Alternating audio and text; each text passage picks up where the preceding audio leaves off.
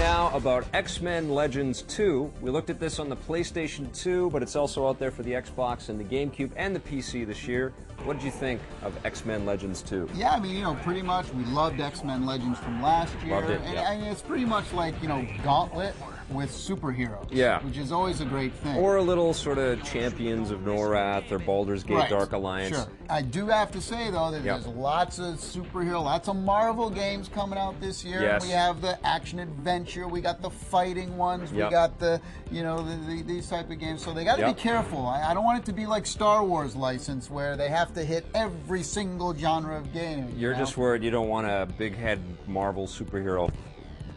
Don't give them any ideas. We don't want that. No. No. So X-Men Legends 2, it mostly picks up from where we saw X-Men Legends 1 go. I mean, it's just a lot of the same kinds of things, but last year you kind of had to build up your roster as you go. Right. In this game, you get tons of characters to play from X-Men and the Brotherhood. You get to play with bad guys. But here's the thing. I think the biggest upgrade this year was in the graphics department. I didn't like the graphics this year. You didn't like the graphics? No. See, last year they kind of seemed like they were a little pasted on the camera.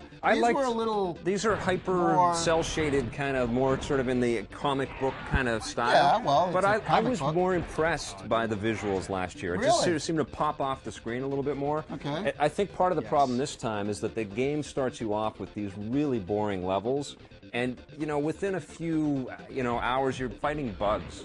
It's not until you go into the bases and the sort of metallic areas where there's shiny glass and it's more high-tech looking that the game really starts to come to life and get cooler. How'd you like playing the bad guys, though? You get to play Magneto. That was cool. You get to play Mystique. Juggernaut. Yummy. I mean, Mystique, not Juggernaut. Give me Mystique and Emma Frost in the same sack together, I'm a happy guy. Throw in Juggernaut, party's over. It's a crazy visual right there. Now, but really, this game's all about the co-op. I mean, that's what. And online play. Online on the co-op. Xbox and the PlayStation 2. Now we're talking. PC. And that's awesome. You got to get more people playing this thing together, because then it really does become, the Gauntlet type of experience from the '80s arcade days. And that's the thing. I mean, there's nothing like going online, grabbing a bunch of mutants, and usually, people online are mutants, and getting your mutant team together and fighting as a team. I mean, that's reality what it's all about. and in virtual space. In reality and online. Gentlemen, please, let us focus on more important matters. And not only do you get all kinds of characters right off the bat, but of course there's all kinds of unlockable stuff, more characters, comic books, comic book covers, new costumes. It's definitely going to be a great addition to an X-Men fan's library. So what are you going to give X-Men Legends 2? I'm going to give it an 8. I'm giving it an 8 as well.